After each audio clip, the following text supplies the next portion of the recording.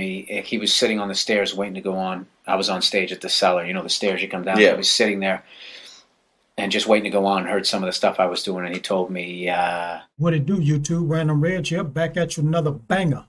All right, so today I'm going to react to Bill Burr. Name of this one is Advice from Dave Chappelle. Let's get into it. What is the best comedy advice you've ever been given? I don't know what you're doing, but keep doing it, was the first great advice I got, because it made me feel like I was on the right path and I could trust whatever it was that I was thinking at that time. And Dave, that was Michael McDonald, the one from Boston, not the guy from Canada. He gave me that advice in the long gone Stitches Comedy Club.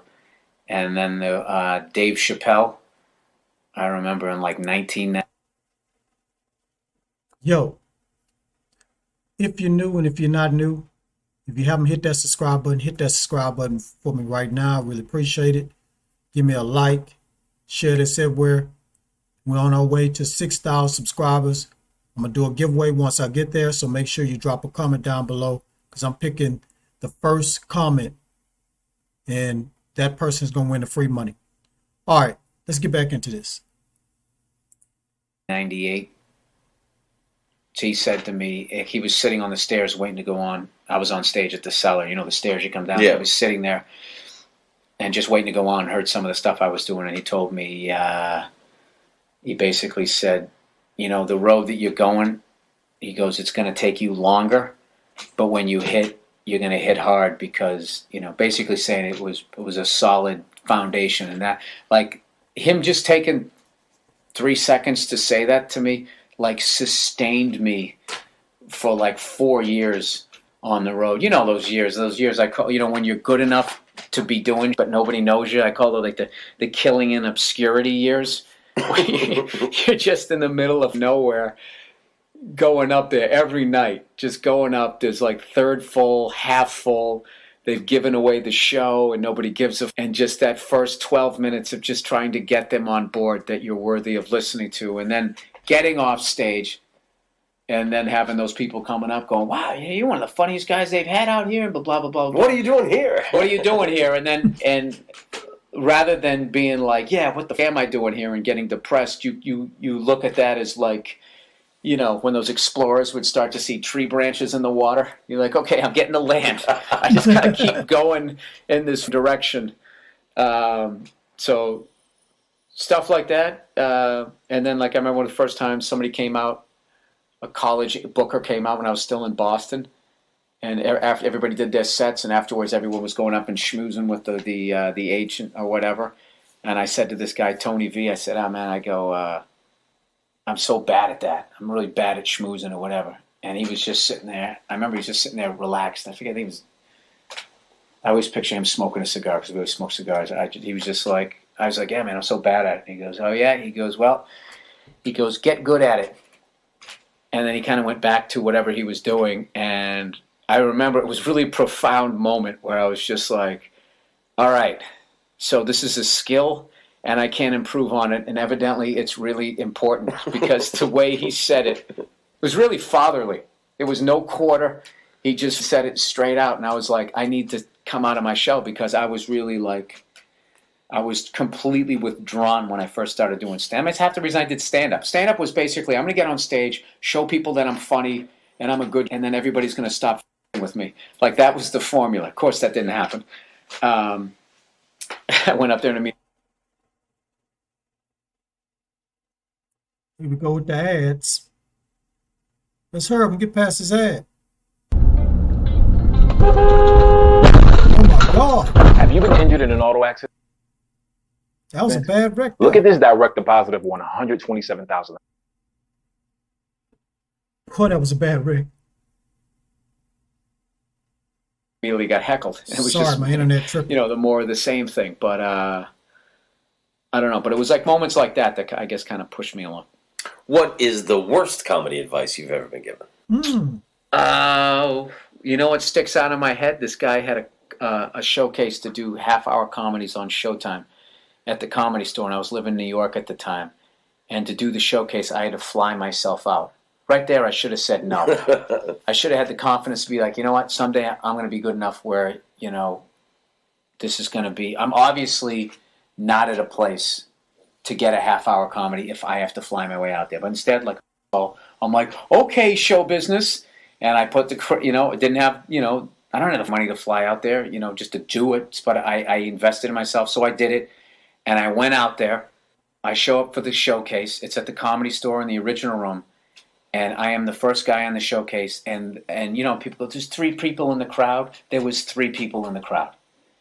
And or maybe there was 3 and 2. I remember the 3 was a black guy. 3 people. I think I probably would have walked out of there. With these 2 white women on either side of him, middle-aged, and then I think there was one other person. And they, of course, were talking. And this is, my dream has always been at this point, to do a special. So I go up there to do and, there's 3 people, and they're talking. So I had to talk to them. And I made fun of the fact that I flew all the way out there for this showcase, and there's 3 people in the room, and blah, blah, blah, blah, blah. And then I would do a few jokes, and there was barely any laughter, and yada, yada, and so whatever. So I get off stage, and the guy who booked the thing comes up to me, and he walks up to me, and he goes, 7 times. 7 times in a 10-minute set, you brought up that there was nobody there at the showcase. Okay? We know the jokes. We can hear if the material's there. You stand on stage and you just keep going like, there's nobody here. The crowd starts thinking, yeah, well, what am I doing here? It's like, dude, there's no crowd here. And I've never been so mad in my, well, of course I have, but I was livid at that guy. I walked away and immediately it was a waste of time. I want to be like, dude, I've paid my way out here to do your special, and your showcase, and you didn't do any work to put anybody in the crowd. And I had to showcase in front of 3 people, and just the way he was coming at me, like, because he went, no, you're still in the running. That's what pissed me off. You're still in the running. I want to be like, dude, whether you pick me or not, I'm not sitting here waiting for you to tap me with your magic wand. You can make it now. You either want me or not. But that hole in there is your responsibility. This is your showcase, okay? So this is what I wanted to say, but I was too scared to say it. This is what I said to the windshield of my rented car as I drove away.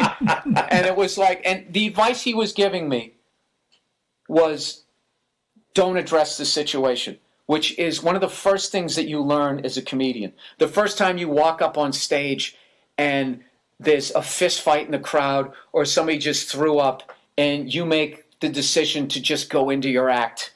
We've all done that. Yeah. And you're literally in a comedy vacuum. It's like they're showing a video of you in a comedy club where a crowd's actually paying attention in front of this crowd that isn't listening.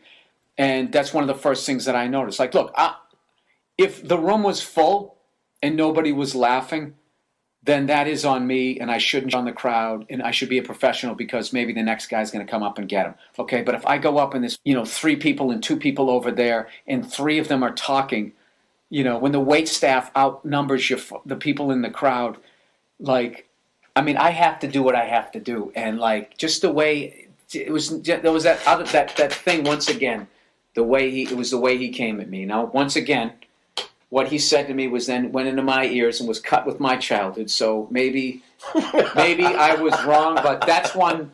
And there's a lot of times I look back on some where I go, I owe that person an apology. I was wrong. I get it now, or I've cooled off now. But that's one that to this day that I look back on. You have your classic half dozen. Yeah. I had a teacher called me the dumbest kid in the room, and I still think about that to this day. And I was not wrong in that situation. And but that was one that I still look back on. That was like, Jesus Christ, that was probably 10 years ago. And and I've seen that person since, and I never brought it up. And I got along with them and everything like that. And that's been like a big thing in this business where I've never done that. We're like, someday I'm going to be here, and then I'm going to walk in and be like, yeah, you f*** you. And yeah.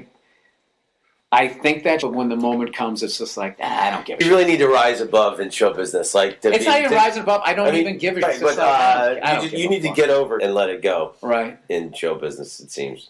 I think in life, in general, like, No, because then what That's they do. the mistake I'm making. I'm not applying the show business principles to the life principles. Well, the thing is if you do that, then you've allowed somebody to take the joy. It stops being like, I'm not doing stand-up anymore because this is the funnest job for the way I'm wired that I could possibly have. Is it funnest a word? Most fun job I could have.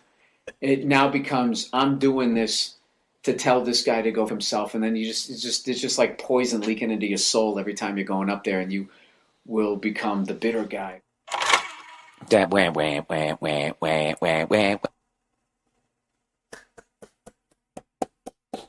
Hey, this was a good one. He wasn't telling no jokes and stuff, but it was a good story he told about when he was trying to come up, when he was trying to make it. This is a good motivational story, guys. And that was some good advice by Dave. And that was some bad advice by that other guy, whoever hooked him up with a special that had 3 people in the crowd. Come on, man. And then they wouldn't even listen, they was talking. So, yeah, that guy, bad advice. Dave Chappelle, good advice. And since this really wasn't like a actual bit or anything like that, it seemed like he was being interviewed. He still brought the funniness. He brought the realness. That's what I really like about him. He brings the realness every time. You know what I'm saying? It's like he's not, whatever he has to say about any type of topic or whatever they ask him, he always just say, I'm being authentic. I'm telling you how I feel right now. This is how I feel. I like that. But yeah, it was good, guys. I'm going to go ahead and do my thumbs up or thumbs down. 2 thumbs up. Very motivational. Very, very entertaining. Even though it was just him talking to the person that was interviewing. But I like whoever made this video. The person that made this video, they edit their butt off. I liked all the memes and everything that popped up. It went right along with what he was talking about. So good job. Good job on editing this video. And I've talked too long. That's it.